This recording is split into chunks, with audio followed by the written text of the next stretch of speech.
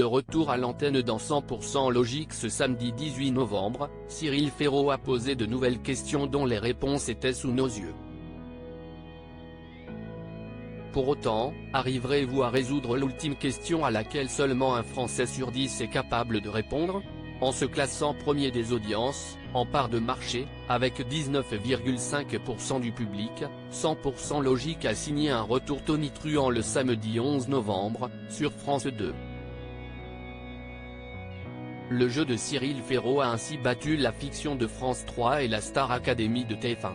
Et confirmé son succès, émission après émission. Il faut dire que son concept est particulièrement fédérateur et accessible, avec des questions testant la logique et non la culture générale. De retour à l'antenne ce samedi 18 novembre, 100% Logique a de nouveau mis notre sens de l'observation à rude épreuve. 100% Logique, qui sont les trois personnalités invitées de Cyril Ferraud ce samedi 18 novembre ? Quel que soit l'âge, quasiment tout le monde a l'impression d'avoir un bon sens de l'observation. Pourtant, à l'épreuve des faits, on se rend souvent compte qu'un petit détail qui se cache sous nos yeux peut facilement nous échapper.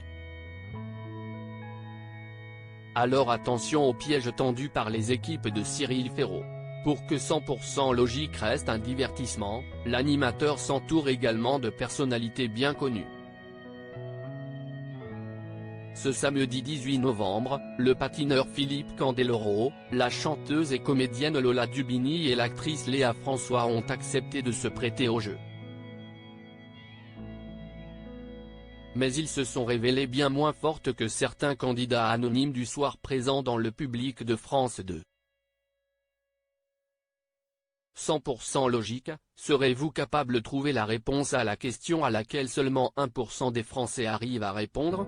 À la fin de l'émission, est arrivé le terrible moment de la question qui s'annonce la plus difficile, celle à laquelle seulement 1% des Français arrivent à répondre. Dans l'émission de ce samedi 18 novembre, Camille pouvait remporter une cagnotte de 76 000 € si elle arrivait à trouver quelle lettre devait remplacer le point d'interrogation situé dans la suite de lettres Ursli, TI. Malheureusement, elle n'y est pas arrivée. Et vous ?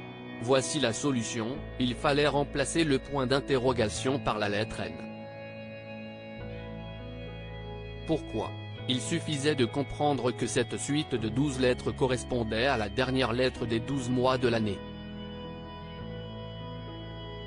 Ainsi, cela donnait janvier, février, mars, avril, mai, juin, juillet et ainsi de suite.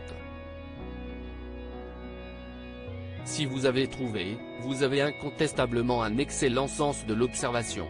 Essayez-vous alors la question à 1% posée sur France 2 le samedi 11 novembre.